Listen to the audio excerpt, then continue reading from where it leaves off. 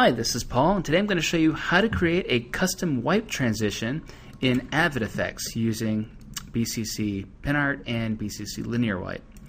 Okay, so here I am in Avid. You can see the finished result here, and it's kind of like a video gamey, like depixelization effect, if that's the proper verb, I don't know.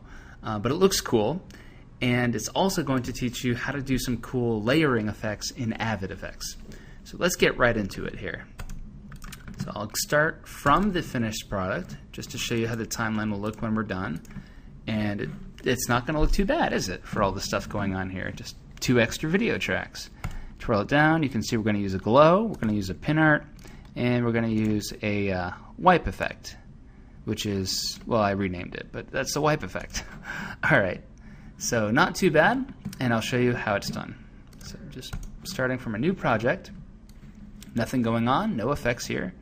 And we're going to start with the Filters, Wipe Transitions, Linear Wipe. So this is the BCC Linear Wipe. It doesn't do anything at default, so let's animate it. Change the animation from manual to %done, and change the %done value to 0. Make sure you're at the start of your timeline first, of course. And I'm going to click on this box here, which is the interpolation for the keyframes. Set it to linear. Special note, your version of Avid Effects may already be in animate mode, which means every change you make will create a keyframe. I prefer to not work in this mode, so if you're following along with me, make sure that is also turned off on your end as well. Okay, anyway, so go to about the end of your timeline, save like a few frames or a second or so, and change %done to 100. Then change the interpolation to hold. This will make sure that the wipe stays completed for the rest of the timeline. Okay, so there's the wipe. It's kind of boring, so let's spice it up. First of all, I'm going to hide video 2, so we focus just on the outgoing clip here. And go back into the linear wipe controls, and let's add an influence map. So change influence to on, and you can see a little bit of a change happening there. Increase the influence intensity to as much as you want. I like to do quite a bit. As you can see, that makes the luminance map from the source image drive the wipe. It's a very cool effect. It looks like the image is dissolving away or deconstructing or something. Very useful for this kind of effect. Next, I want to blur this edge, and there's a couple ways you can do that from the wipe effect. You can go into post process and just increase the post blur, or you can just go to the main tab here and increase the softness. So I'm going to increase the softness, make it a pretty wide gradient actually, and you know what, I will add a bit of blur as well. Okay, that should be good. Now after doing all that, we're just going to use this as a grayscale image. So go into composite, change the output to view matte. Okay, so this shows us the alpha channel that's on this image now. It also gives us a nice gradient. That's going to be very useful when we apply PinArt. Alright, so now I'm going to twirl up, call this track something else. I'm going to call it wipe matte. And you can rename any track just by clicking on it and hit enter, by the way. Okay, so we have our wipe matte, and now we need our PinArt effect. So let's bring that down, and we need video 1 again too. So I'm gonna hit Control K, will bring us another video track. Click here at the V2 and change it to video 1. Alright, and it's back. So we're gonna apply PinArt. Very exciting filter in the OpenGL category. So at default, it looks kind of like a LED effect, but it's much, much more. It's a fully 3D particle system that lets you spin and rotate and move the pins in Z-space, and it's cool, trust me. Alright, but we're just going to use it for a transition now. So first thing we're going to do is change the pins from disks to 3D planes. Okay, now it's like a mosaic filter, right? But alright, let's shrink down the master size. Make it look more like pixels, go to about 40, and then go to pin screen and fill in some of those gaps by increasing the density master. And the precise values don't really matter so much here, it's just what looks right. In this case, I think about 170 will be good. Next, go to the Transform Screen tab and decrease the center Z. Like I said, this is in Z space, so to make it line up with a regular layer, we're going to shift it back towards us. And I found that -85 is just about perfect to line up with regular images. Okay, so halfway done pin art, kind of. Next, we are going to use this wipe mat as an influence layer on the pin art effect. So just to get ready for that, I'm going to duplicate the wipe mat 2 more times by holding Control D. 1, 2. Okay, so we're going to use this 3 different times today. Going to hide them right now, though. Okay, so pin art. What does pin art really do?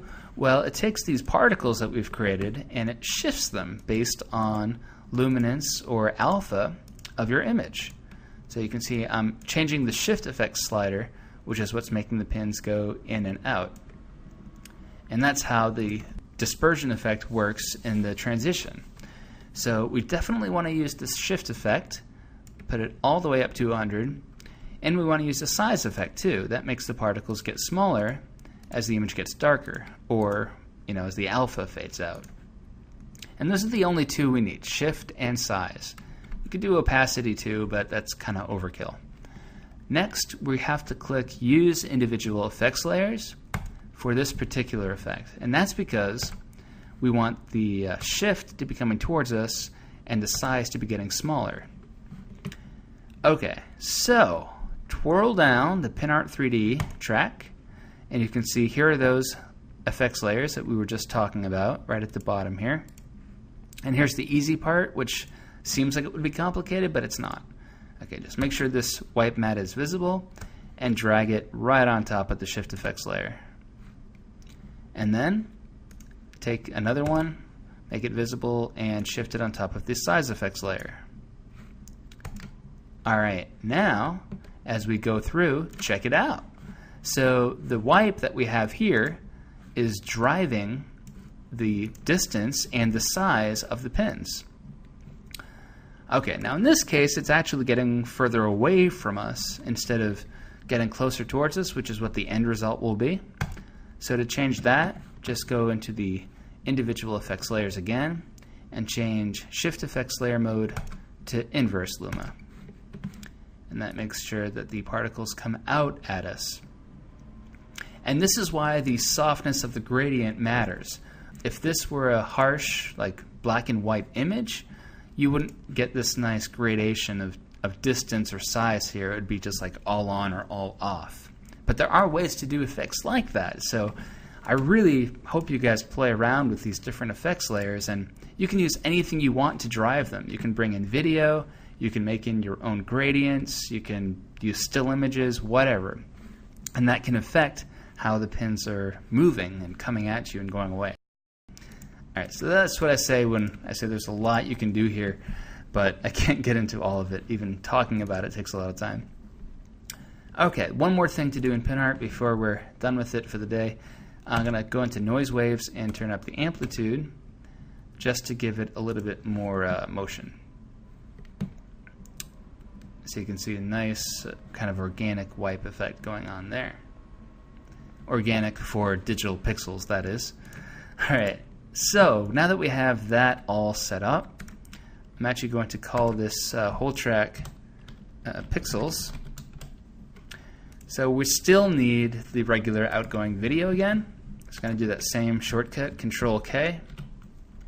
Set this to video 1. And now we're going to use this third wipe mat that we created here and just bring it onto the mask for video 1. There's one other thing we have to change about it though. So here's the wipe, and if you remember we had the output to view matte, change the output back to multiple alpha. And now you can see it lines up nicely with the particles. Actually a bit too nicely. They're actually covering the particles. So easy way to fix that, just click on this keyframe that we created, the very first thing we did, and drag it up in your timeline. That will offset the wipes just enough so that you can see more of the particles, and if you don't want to see that many, that's fine, you can just push it back.